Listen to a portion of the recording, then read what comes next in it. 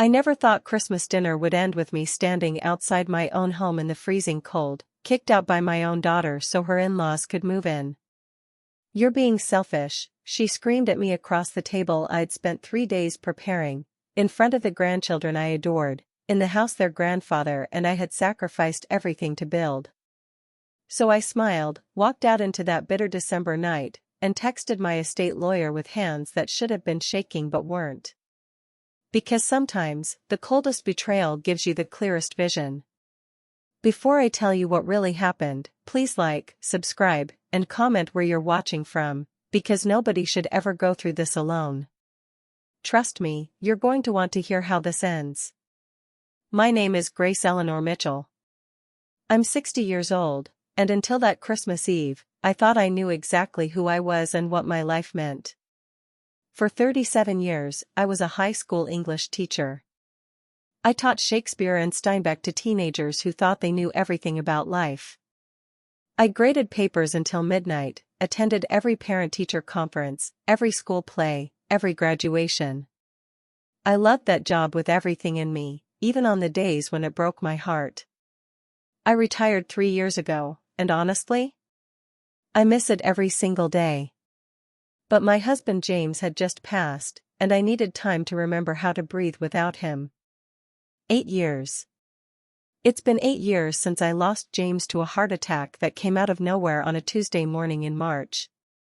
One minute he was drinking coffee at our kitchen table, reading the newspaper and complaining about the mayor's latest decision.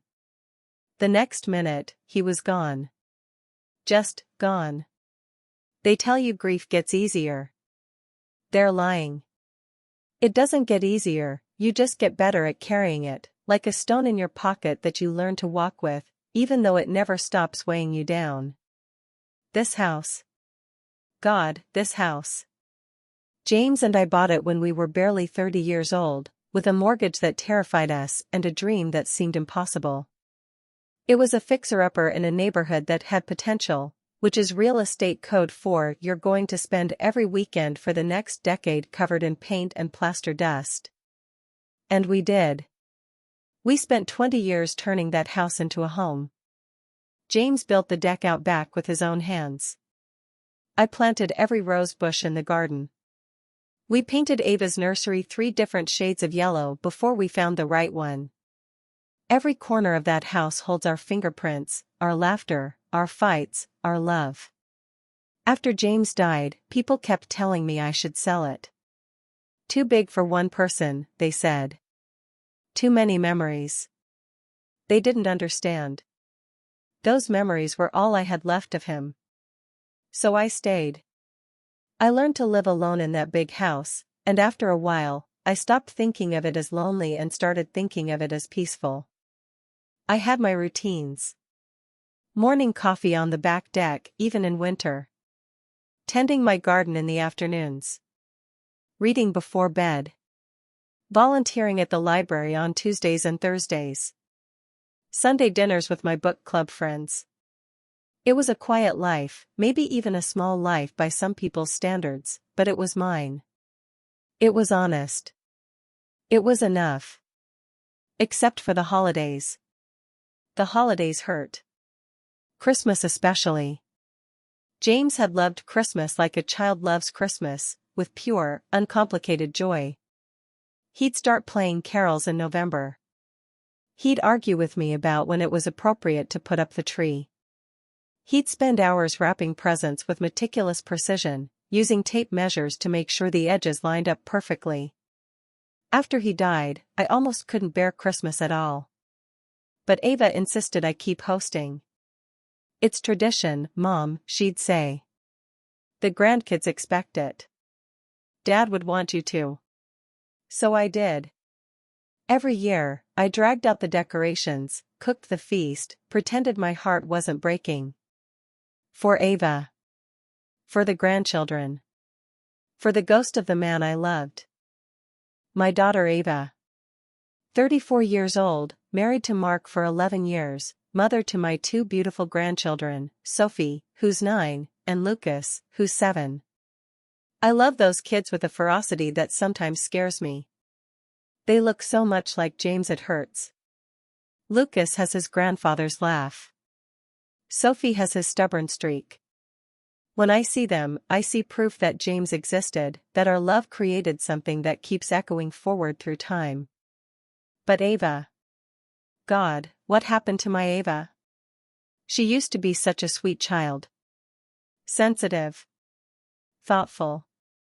She'd leave me little notes on my pillow before school. I love you, Mommy. She'd pick wildflowers for the dinner table. She'd cry when she saw homeless people and ask me why we couldn't bring them all home. Somewhere between that little girl and the woman sitting across from my Christmas table, something changed. I want to blame Mark. I want to believe he poisoned her somehow, turned her into someone harder, someone more calculating. But the truth is more complicated than that, isn't it? People change. Life makes them tired, makes them scared, makes them selfish in ways they never planned to be. Ava and Mark lived about 40 minutes away in a nice suburb with good schools and a homeowners association that sent violation notices if your grass got too long. They had a comfortable life, 2 incomes, 2 cars, a house that looked like every other house on their street. They rarely visited except on holidays. Maybe once every few months, they'd stop by for an hour or two, usually because they needed me to babysit so they could go to some event. Ava would text me photos of the kids sometimes, these carefully curated snapshots that looked like they belonged in a catalog. But we didn't talk, not really.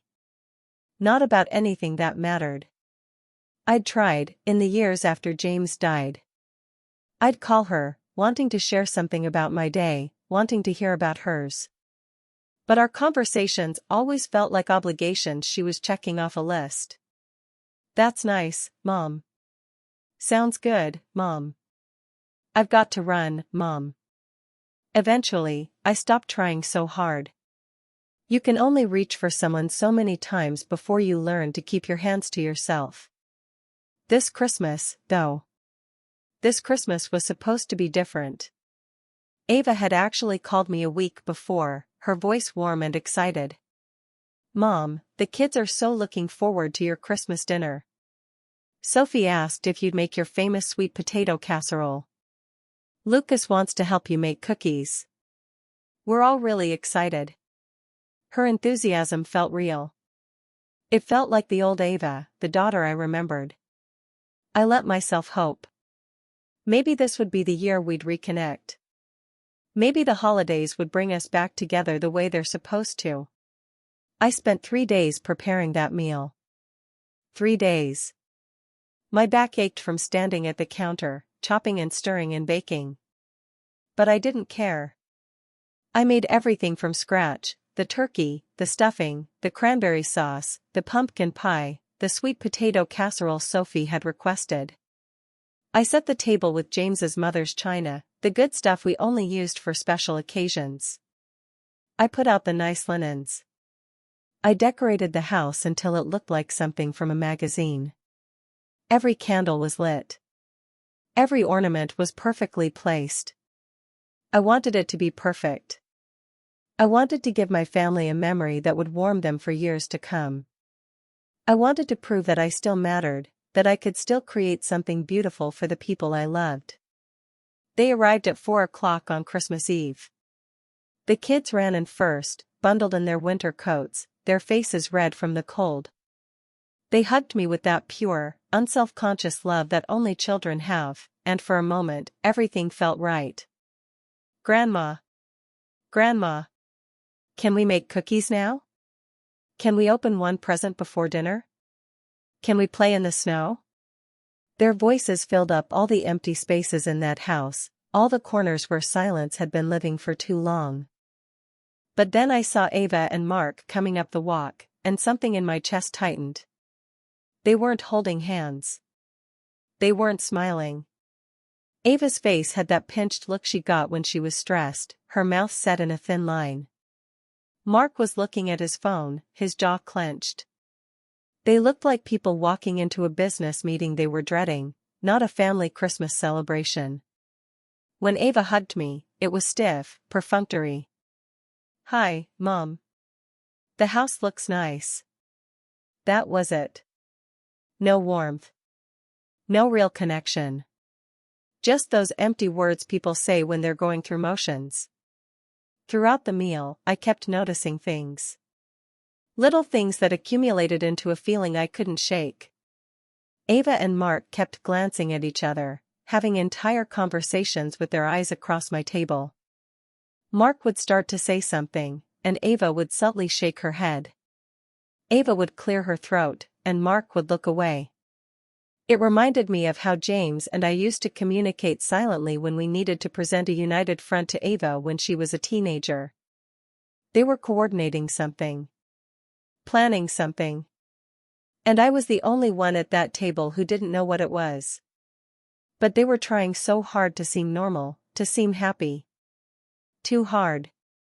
Ava kept complimenting the food with an enthusiasm that felt forced. "Mom, this turkey is amazing. You've outdone yourself." Mark laughed too loud at things that weren't funny. They asked me questions about my life with an interest that felt performed, like actors in a play who'd rehearsed their lines but couldn't quite make them sound natural. "How's the book club going, Grace? Are you still volunteering at the library? Have you been traveling at all?" I answered each question, watching their faces, seeing how they weren't really listening to my responses. They were waiting. Building up to something. The kids were the only real thing at that table. Sophie told me about her school play, how she'd gotten the part of Clara in the Nutcracker. Lucas showed me a loose tooth, so proud of this small milestone toward growing up. I held on to those moments like life rafts, focusing on their sweet faces, trying to ignore the tension radiating from their parents like heat from a furnace. And then, right in the middle of the meal, it happened. Ava put down her fork with a deliberate clink that made everyone look up. She took a deep breath, the kind you take before jumping into cold water, and said, "Mom, we need to talk about something important." My stomach dropped. Those words. We need to talk. Nothing good has ever followed those words in the history of human conversation. "Mark and I have been worried about you," she continued, reaching across the table to pat my hand in a gesture that felt more patronizing than comforting. "Living here all alone at your age, it's not safe, Mom. What if something happens to you? What if you fall and can't get to a phone? What if there's an emergency?" I looked at her carefully, trying to understand what was really happening. "I'm 60, Ava, not 90. I'm in perfect health. I have a cell phone. I have neighbors.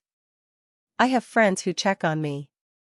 But it's such a big house for one person," Mark jumped in, his tone artificially reasonable. "All this space, all this maintenance. It must be exhausting for you." "I like taking care of this house," I said slowly. "It keeps me busy. It keeps me connected to your father's memory. I'm not ready to."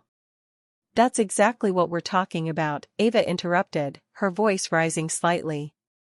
"You're living in the past, Mom. You're holding on to this house like it's a shrine. It's not healthy. Dad wouldn't want you to live like this." The audacity of that sentence. The presumption. She was going to tell me what James would have wanted? James, who'd held my hand the day we closed on this house and whispered, "This is ours, Gracie. Nobody can ever take this away from us?" James, who'd made me promise the night before he died that I'd stay strong, that I'd keep living, that I'd hold on to everything we'd built together. But I kept my voice calm. "What are you really trying to say, Ava?" She exchanged another one of those loaded glances with Mark. Then she took another deep breath. "Mark's parents are going through a really difficult time financially. His father's business failed, and they're facing foreclosure on their house. Their family, Mom. We can't just abandon them." "I'm sorry to hear that," I said, meaning it. I'd met Mark's parents a handful of times over the years. They seemed like decent people who'd made some poor choices. But what does that have to do with me? Well, Ava said, her voice taking on that overly sweet tone people use when they're about to ask for something unreasonable, we thought maybe they could stay here with you. Just temporarily, just until they get back on their feet. You have all this extra space. For empty bedrooms just sitting there. And it would be good for you to have people around, people to help you with things, to keep you company. The room went very quiet. Even the kids stopped chattering, sensing something heavy in the air. I looked at my daughter, this woman I'd carried in my body, nursed at my breast, raised with every ounce of love I possessed. This woman who was sitting in my house, eating the meal I'd spent days preparing, and asking me to give up my home, my peace, my autonomy to solve her in-laws' problems. No, I said simply. Ava's face flushed. Mom, be reasonable. They're desperate. They have nowhere else to go. You'd barely even notice they were here. Ava, this is my home. I've lived here for 30 years. I'm not interested in having housemates, family, or otherwise. I value my privacy. I value my independence. I'm sorry your in-laws are struggling, but the answer is no. But you have so much space, Mark started. Space that I paid for. That James and I worked for decades to afford. Space that belongs to me. You're being selfish. Ava's voice cracked with emotion, or maybe just frustration. Here we are, trying to help the family, and you're worried about your precious privacy? Do you know how spoiled you sound? How entitled. That word.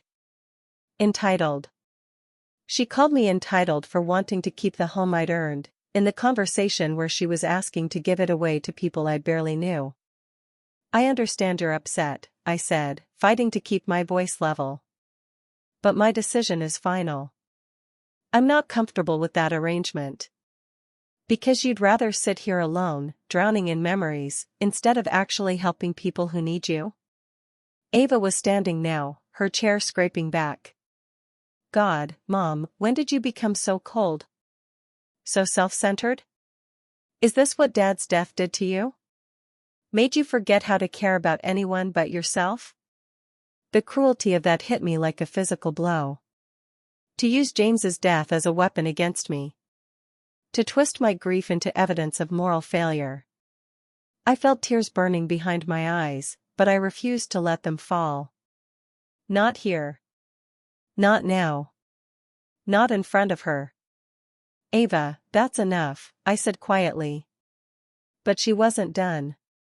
She was on a roll now, months or maybe years of resentment pouring out. Do you know how embarrassing it is to have to explain to people that my mother, who has this huge house, won't help her own family? That she'd rather live alone like some bitter hermit than do one generous thing?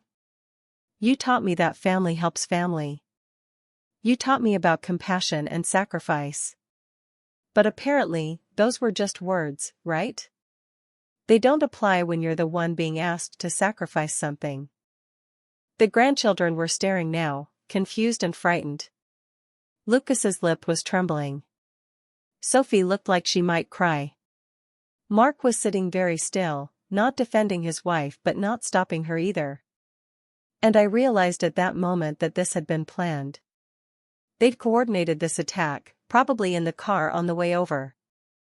Ava was playing bad cop, pushing me to my breaking point, while Mark stayed quiet, maintaining plausible deniability.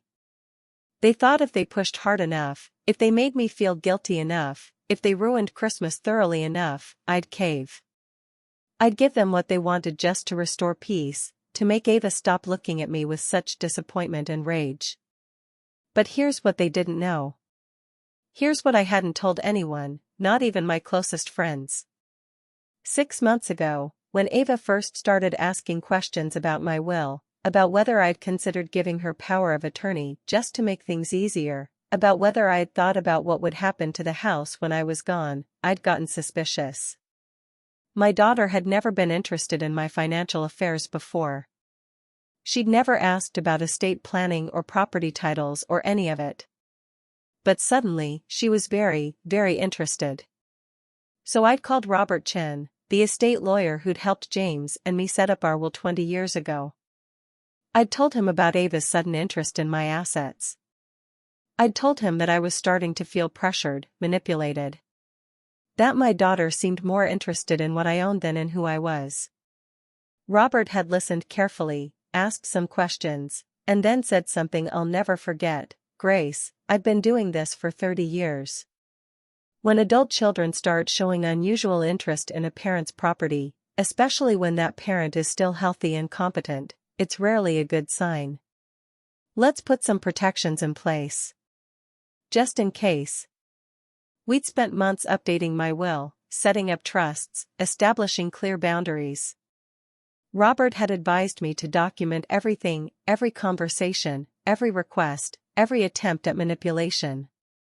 He'd helped me install security cameras around my property, told me it was for my safety, but we both knew it was really evidence collection.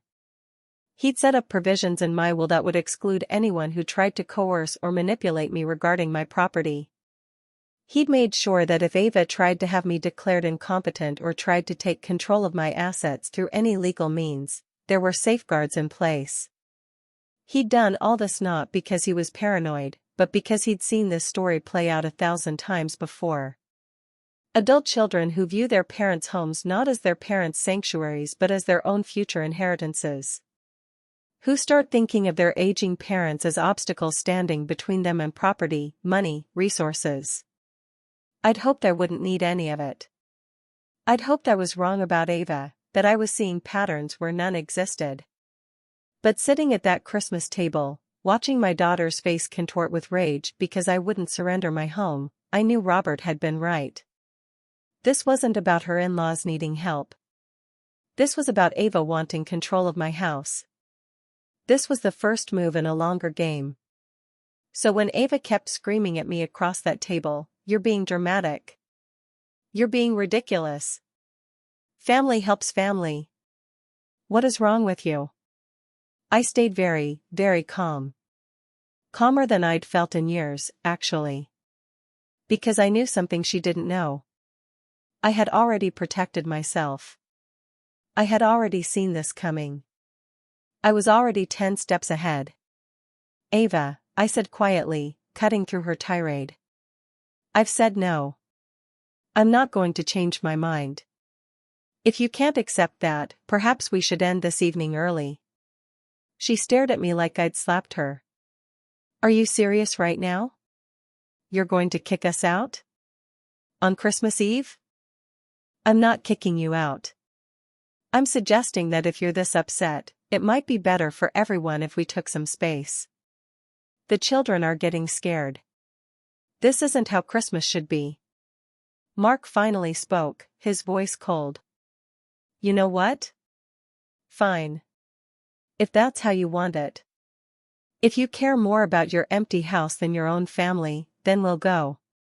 Kids, get your coats." "Mark, don't," I said, but he was already standing up, already marshalling the children toward the door. Sophie was crying now. Lucas looked bewildered. My heart was breaking for them, these innocent kids caught in the middle of adult cruelty. But Ava wasn't done. She stood up, leaned across that table, and said the words that changed everything. "You know what, Mom?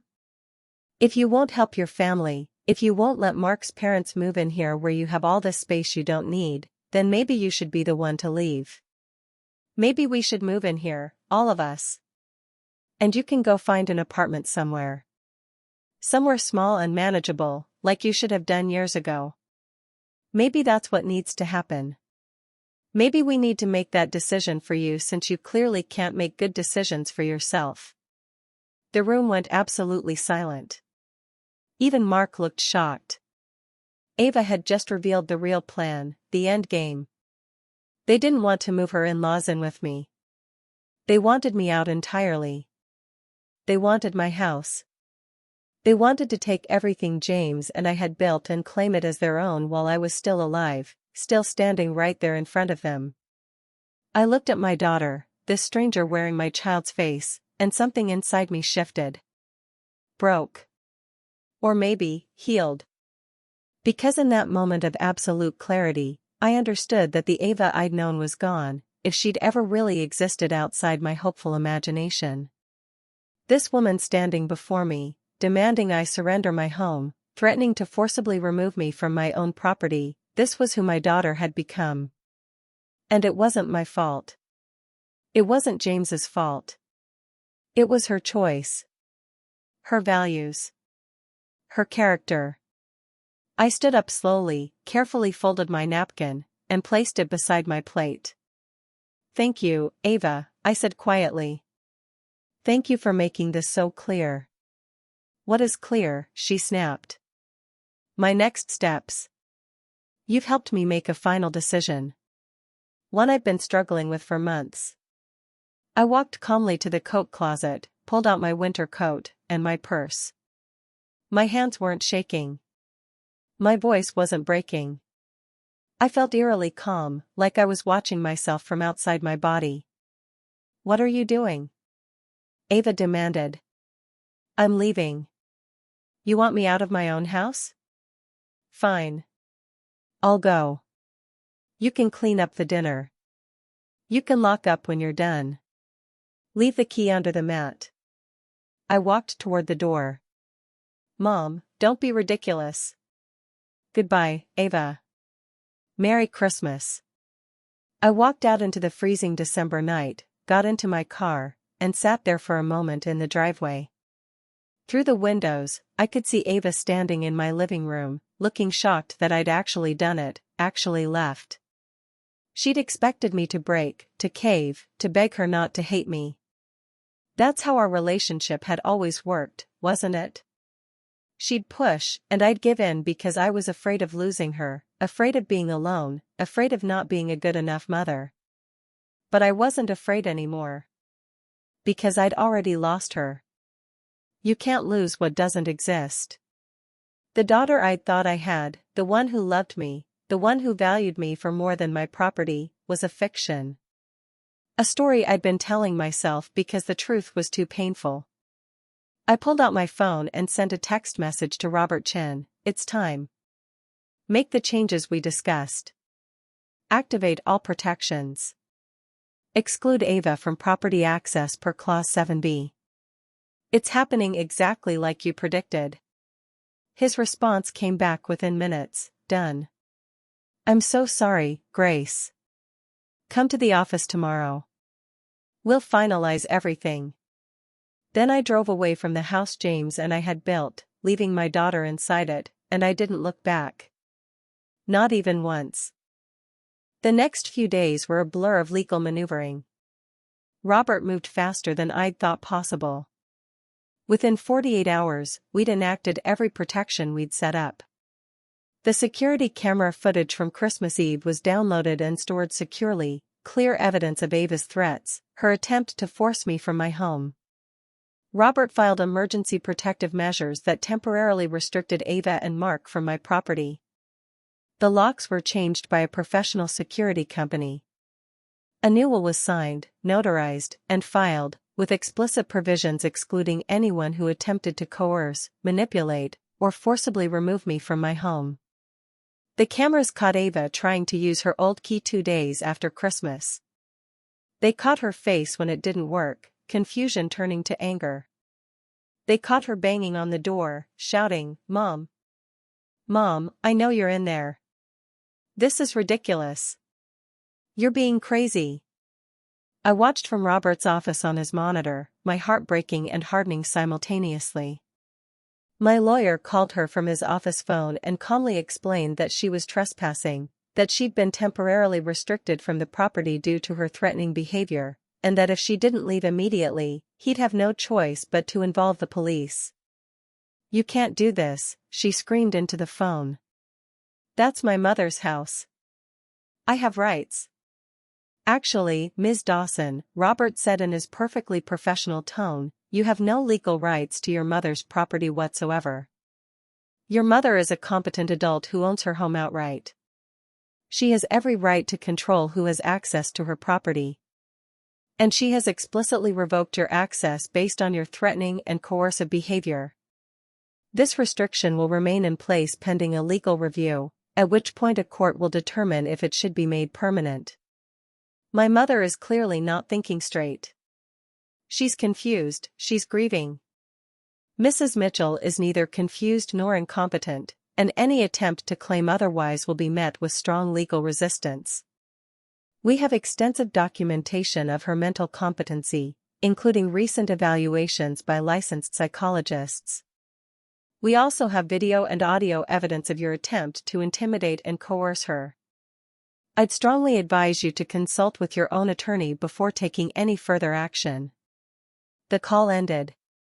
On the monitor, I watched Ava stand on my porch for another 5 minutes, staring at the door like she could make it open through sheer force of will. Then she got in her car and drove away. I haven't seen her in person since. But I've heard from her. Oh, have I heard from her? Text messages that ranged from rageful to pleading to manipulative. You've ruined Christmas, Mom. The kids are heartbroken. How could you do this to your own grandchildren? Everyone thinks you've lost your mind. People are worried about you. Let me help you. Fine. Keep your stupid house. But don't expect us to be there when you're old and dying alone. I didn't respond to any of them. Robert advised me to save them all as evidence but never to engage. She's trying to get a reaction, he explained. Any response you give her, positive or negative, feeds the cycle. The only way to break it is complete silence. It was harder than I expected, that silence. Every instinct I had screamed at me to respond, to explain, to defend myself, to beg her to understand. But I didn't. I let her messages pile up unanswered. I let her calls go to voicemail. I let her experience what it felt like when someone you love becomes unreachable. Mark tried a different approach. He sent me an email, formal, cold, almost lawyerly in tone, explaining that they'd only been trying to help, that I'd overreacted, that they were willing to forgive my episode if I'd be reasonable. That email told me everything I needed to know. They still thought this was a negotiation. They still thought if they found the right combination of pressure and guilt, I'd cave. The hardest part was the grandchildren. I missed them with an ache that lived in my chest like a permanent bruise. But I knew that Ava would use them as weapons if I gave her the chance, would put them in the middle, and force them to choose sides. So I made the hardest decision of my life. With Robert's help, I set up trust funds for both Sophie and Lucas, accounts they couldn't access until they were 18, but that would give them college tuition, down payments on homes, a financial foundation their parents couldn't touch or control. I wrote letters to each of them, explaining as best I could why Grandma wasn't around anymore, telling them how much I loved them, telling them that sometimes adults have conflicts that aren't children's fault. Robert sealed those letters to be delivered when they turned 18. It wasn't enough.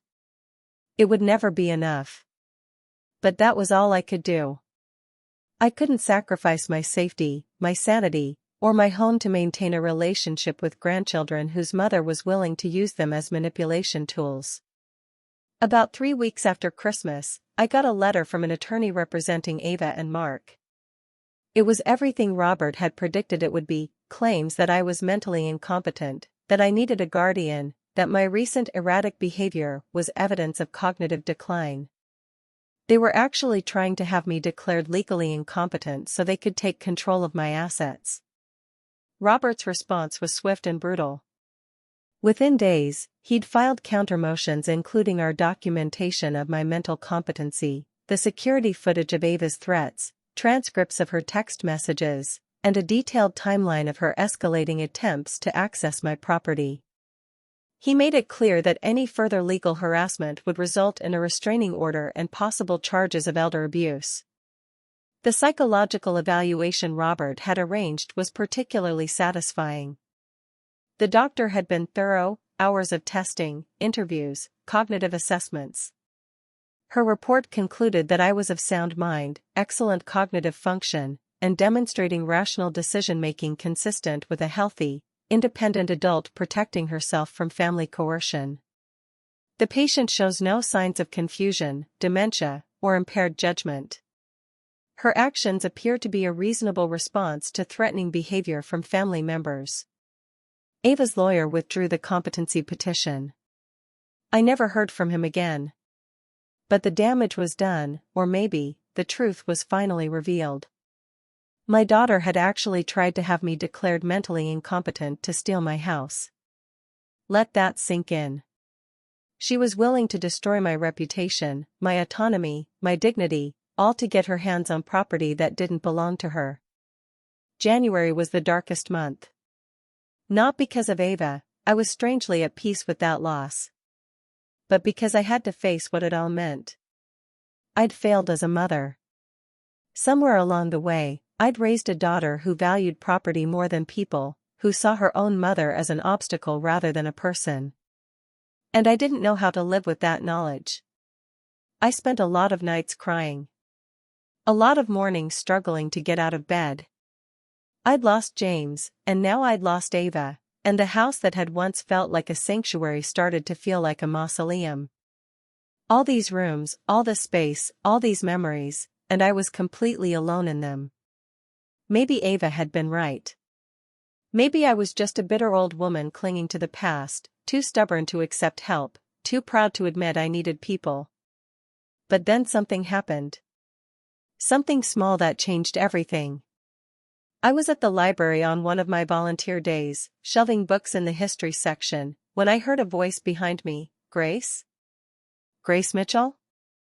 I turned around to find a woman about my age, her face vaguely familiar in that way that suggested we'd known each other long ago. She smiled, uncertain. It's Patricia. Patricia Hughes. Well, Patricia Marshall now.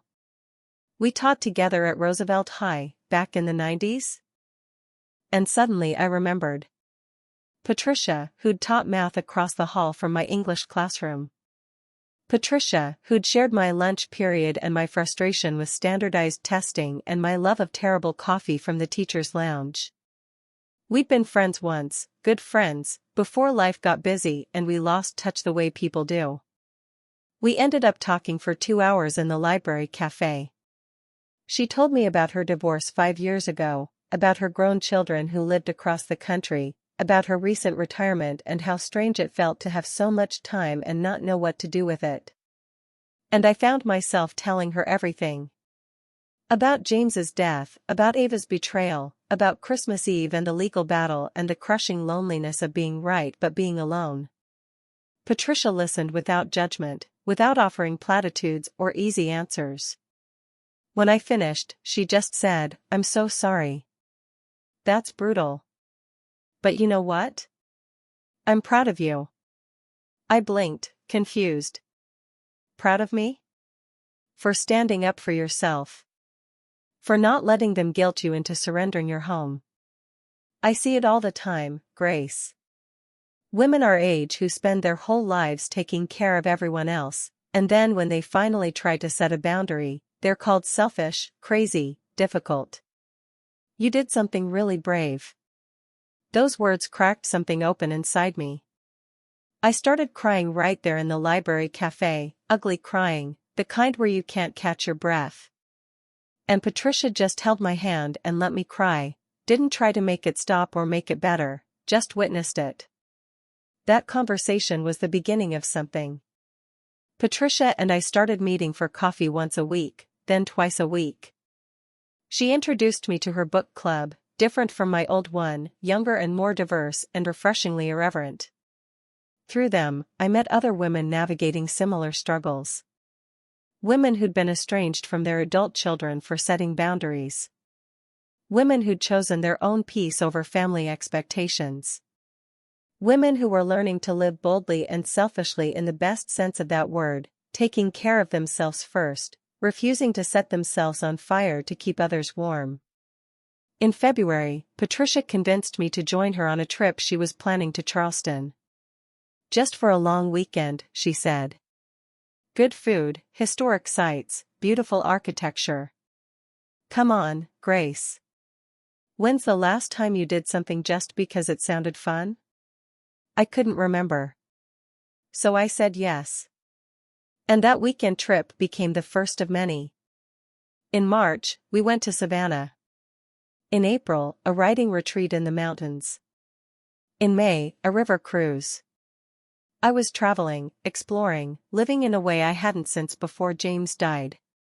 Maybe in a way I'd never lived at all. I started writing again, too.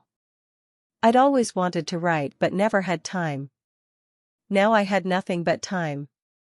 I started with small things, essays about teaching, about loss, about the strange freedom of being estranged from your own child.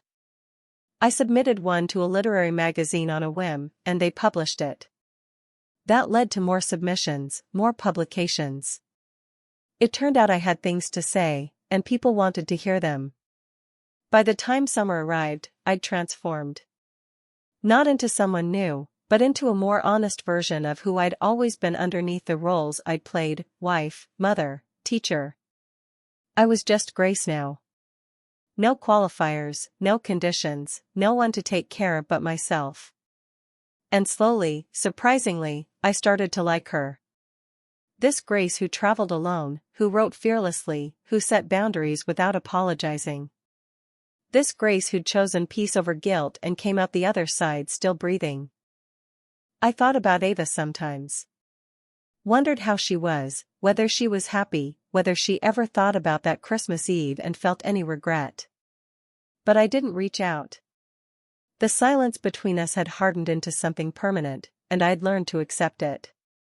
Some relationships are meant to end. Some people are supposed to leave your life. That doesn't make it less painful, but it does make it bearable. In August, something unexpected happened. I received a letter, not from Ava, but from Sophie. My 9-year-old granddaughter had somehow gotten my address and sent me a letter, written in that careful handwriting children use when they're trying their very best. It said, "Dear Grandma, I miss you. Mommy says you're sick and that's why we can't see you, but I don't believe her. Lucas and I made you pictures. We love you. Please come back. Love, Sophie." I held that letter and cried for an hour. Because Ava had told them I was sick. She'd lied to those babies rather than admit the truth, that she'd driven me away, that she'd valued my house more than my presence, that she'd chosen greed over her own mother. She'd made me the villain in her story, the crazy old woman too ill to see her grandchildren. And those kids believed it because why wouldn't they? Children trust their parents. They have to. Robert advised me not to respond. Any contact with the children will give Ava ammunition. She'll claim you're trying to manipulate them, turn them against her. She'll use it against you. He was right, legally speaking. But legally right didn't make it hurt less. I wrote Sophie a letter back anyway, but I never sent it. I just kept it in my desk drawer, proof that I'd tried, even if trying meant holding back. By the time autumn arrived, I'd made a decision. I was going to travel for Christmas this year. Really travel. Patricia and I had been planning it for months, 2 weeks in Italy, exploring Rome and Florence and Venice. No more staying home alone, drowning in memories, trying to resurrect traditions that had died with James. This year, Christmas would be about experiencing something new, something beautiful, something that had nothing to do with family obligation or grief. The trip was magnificent. We ate food that made us close our eyes in pleasure. We stood in front of art that had survived centuries and would outlast us all. We walked until our feet ached and then walked some more. We drank wine in tiny restaurants where nobody spoke English and we didn't care. We laughed like teenagers. We talked about everything and nothing. We were just 2 women in our 60s, discovering that life wasn't over, that joy was still possible, that freedom tasted better than we'd ever imagined. On Christmas Eve, we were in Venice. Patricia and I were sitting in a small cafe near St. Mark's Square, drinking espresso and watching the city go golden in the late afternoon light. My phone buzzed with a text message. I almost didn't look at it. I'd gotten good at ignoring my phone, at being present instead of available. But something made me check. It was from a number I didn't recognize. The message said, "Mrs. Mitchell, this is Amanda, Robert's associate. I'm so sorry to bother you while you're traveling, but I thought you should know that Ava attempted to access your property again this afternoon. She brought a locksmith and tried to claim you'd given her permission to enter. Our security company intervened and law enforcement was called. She's been issued a formal trespass warning. Robert will call you tomorrow with full details, but he wants you to know immediately in case she tries to contact you." I read it twice. Then I showed it to Patricia. She shook her head, exasperated. "Jesus, Grace. She doesn't give up, does she?" "Apparently not. How do you feel?" I thought about it. Honestly examined my feelings, looking for the pain I'd always felt before when Ava acted out. But it wasn't there. Instead, I felt tired. And oddly relieved. Because every time Ava tried something like this, every time she proved that she valued my property more than any relationship with me, it confirmed that I'd made the right choice. That I wasn't crazy or cruel or selfish. That I was simply protecting myself from someone who wanted to harm me, even if that someone was my own daughter. "I feel free," I said finally. "Is that terrible?" Patricia reached across the table and squeezed my hand. "It's honest. And honey, at our age, honesty is the only thing worth having." We raised our espresso cups and toasted, to honesty, to freedom, to second acts, to women who choose themselves. And sitting there in that Venetian cafe, 6,000 miles from the house I'd almost lost, I felt something I hadn't felt in years. Not happiness exactly, but something deeper. Peace. Real, solid peace that didn't depend on anyone else's approval or presence. Peace that came from knowing who I was and what I would and wouldn't tolerate. When I got back from Italy in January, Robert filled me in on all the details. Ava had apparently been telling people I'd abandoned my house, that I'd gone senile and was wandering around Europe confused. She'd convinced herself that if she could just get inside the house, she could establish some kind of squatter's rights, and could create evidence that she'd been caring for the property in my absence. The locksmith she'd brought had refused to help once he realized what was happening. The police had been sympathetic but clear. This was the third documented incident of Ava attempting to access my property against explicit legal restrictions. One more incident, and they'd press charges. "I think she's desperate," Robert said. "My guess is they're in financial trouble. Mark's parents' situation probably created a domino effect. They might have leveraged their own house to try to help his parents. They might be facing their own financial crisis now. So this was never about helping Mark's parents at all," I said slowly, understanding clicking into place. "This was about them needing money. Needing my house. Probably. People rarely make aggressive moves like this unless they're desperate or greedy. Sometimes both." I thought about that for a long time after I left Robert's office. My daughter was potentially losing her home, and instead of asking me for help directly, instead of being honest about her situation, she'd tried to manipulate me, threaten me, take what was mine by force. How had we gotten here? How had I raised someone so fundamentally dishonest? But then I realized I was asking the wrong question. It wasn't about how I'd raised her. Ava had made her choices as an adult. She'd decided that pride was more important than honesty. That manipulation was easier than vulnerability. That talking was simpler than asking. Those were her decisions, her character flaws, her responsibility. I'd done the best I could as her mother. I'd taught her right from wrong. I'd modeled honesty and integrity and compassion. If she'd chosen differently, that was on her. In February, I finally got a call from Mark. Not Ava, Mark. His voice sounded defeated, worn down. "Grace," he said, "no greeting, no pleasantries, we need to talk." "I'm listening." "We're selling our house." We have to. We're underwater on the mortgage, and we can't keep up the payments. She's not handling it well. She keeps saying this is your fault, that if you'd just helped us when we asked, none of this would have happened. That's not my fault, Mark.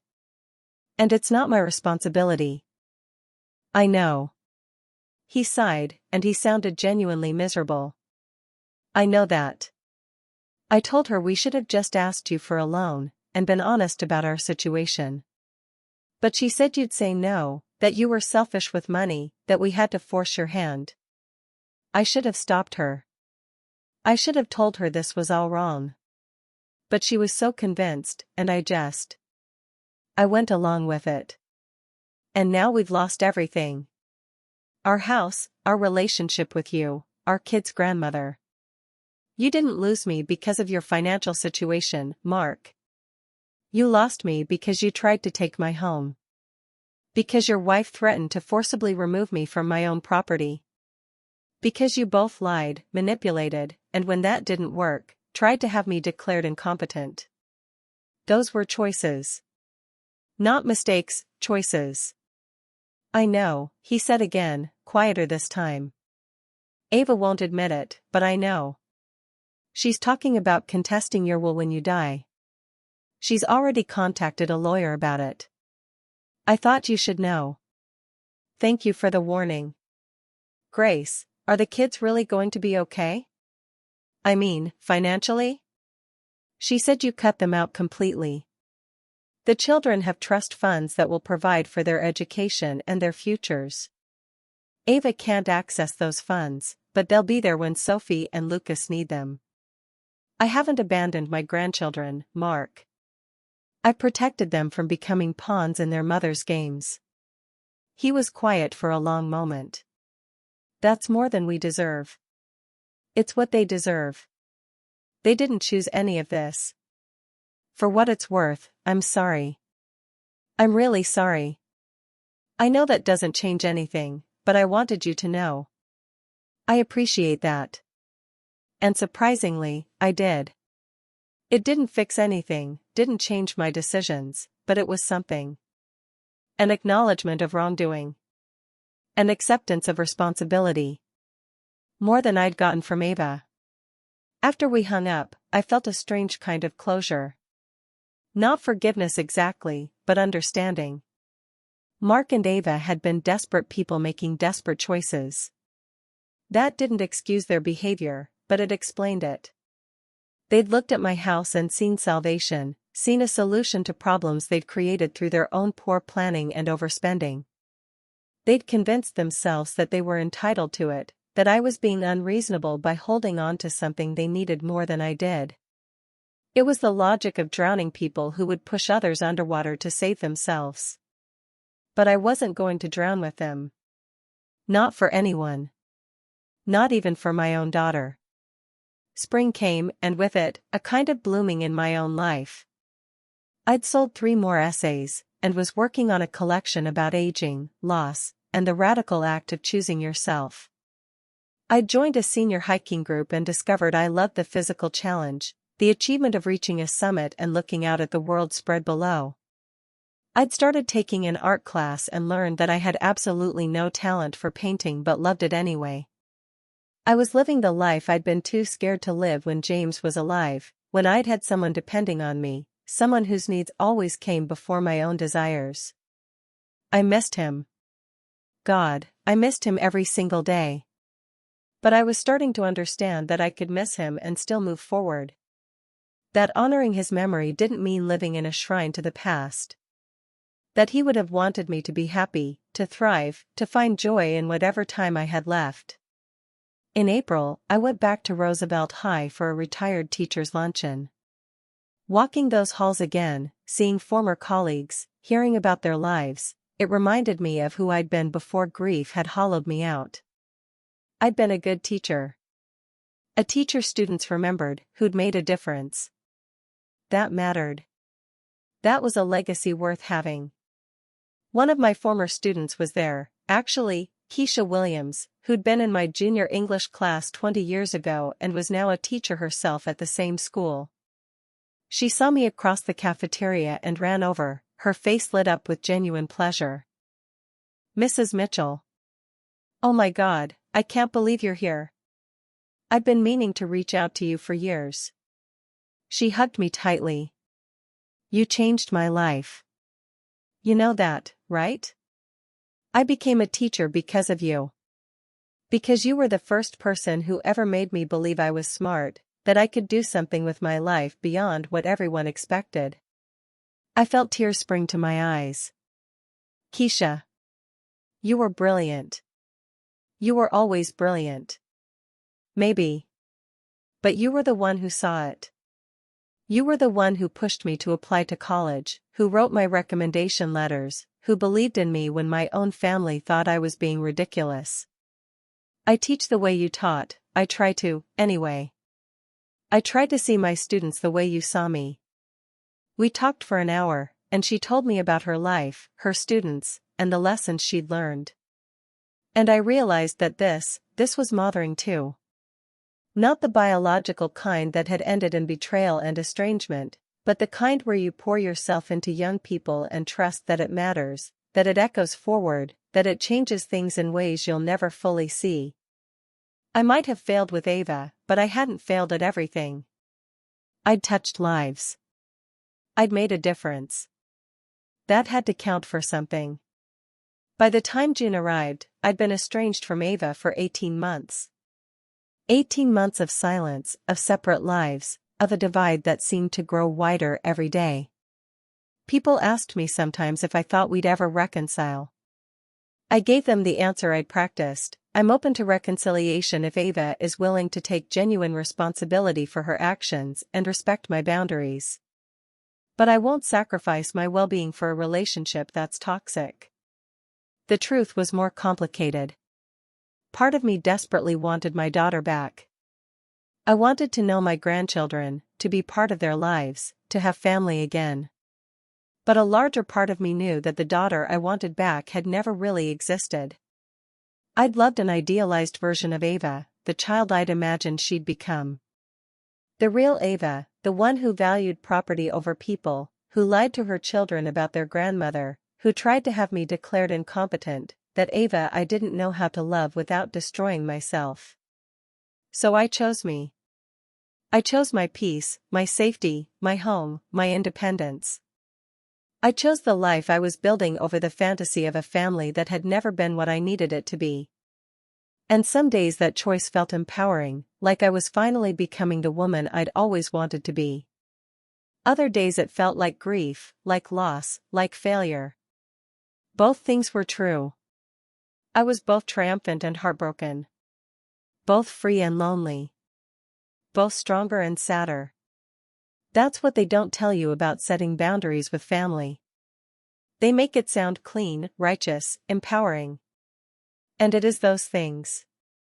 But it's also messy and painful and complicated. It's choosing between bad options and trying to pick the least destructive one.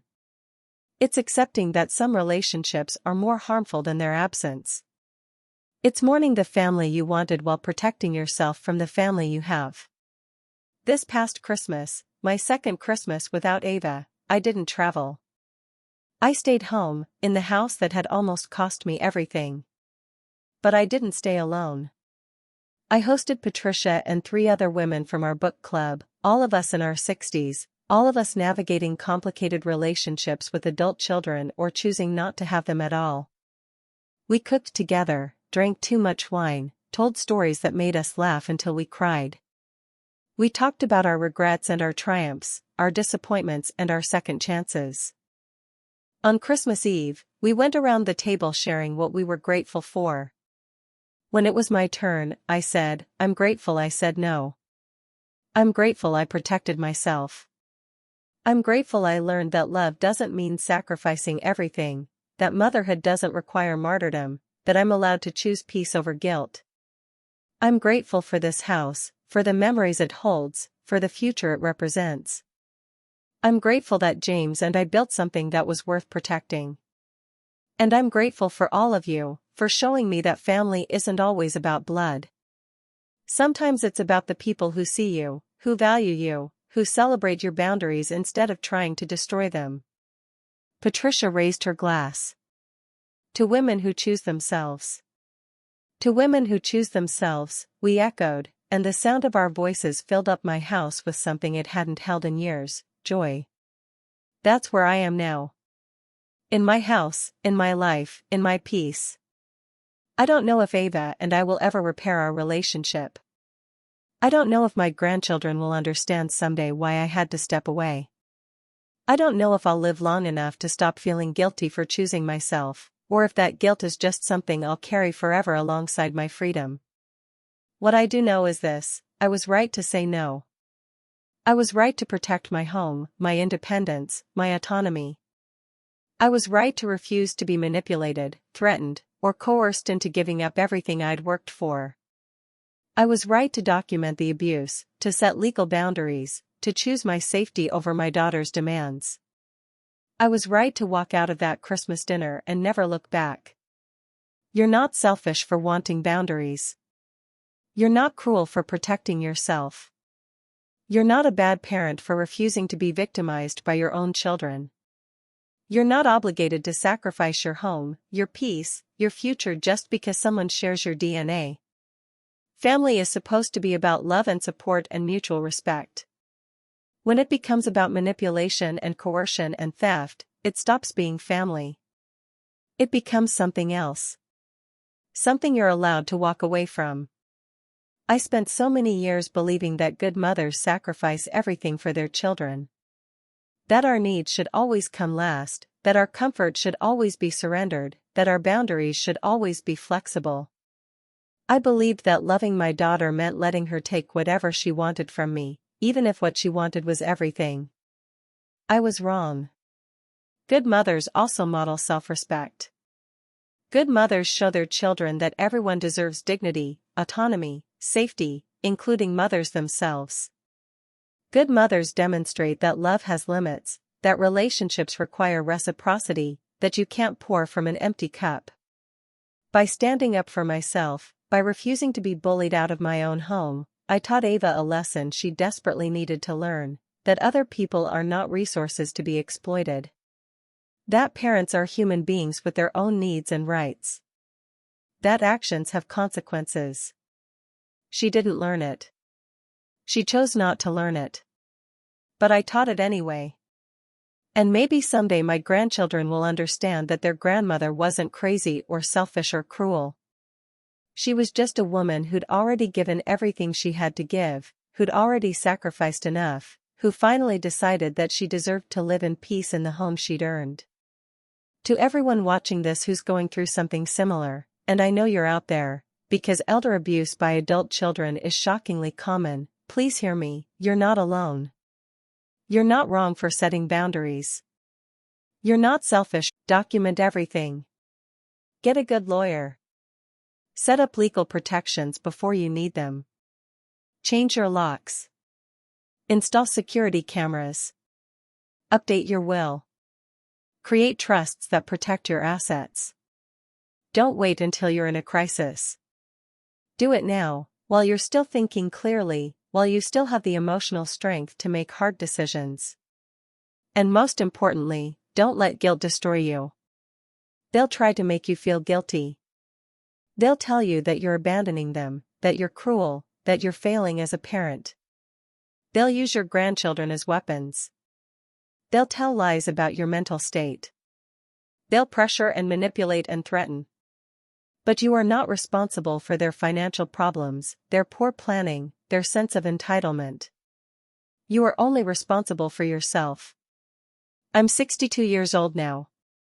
I'm living in the house I fought to keep. I'm writing, traveling, making art, building friendships, discovering who I am outside the roles I played for so long. I'm learning to live with the pain of estrangement and the peace of boundaries existing side by side. I'm choosing myself every single day, and most days, that choice still feels right. Would I go back and do things differently? Would I cave at that Christmas dinner, let Mark's parents move in, try to preserve the relationship with Ava at any cost? No. Because I know how that story ends. It ends with me slowly losing everything, first my privacy, then my independence, then my home, then my dignity.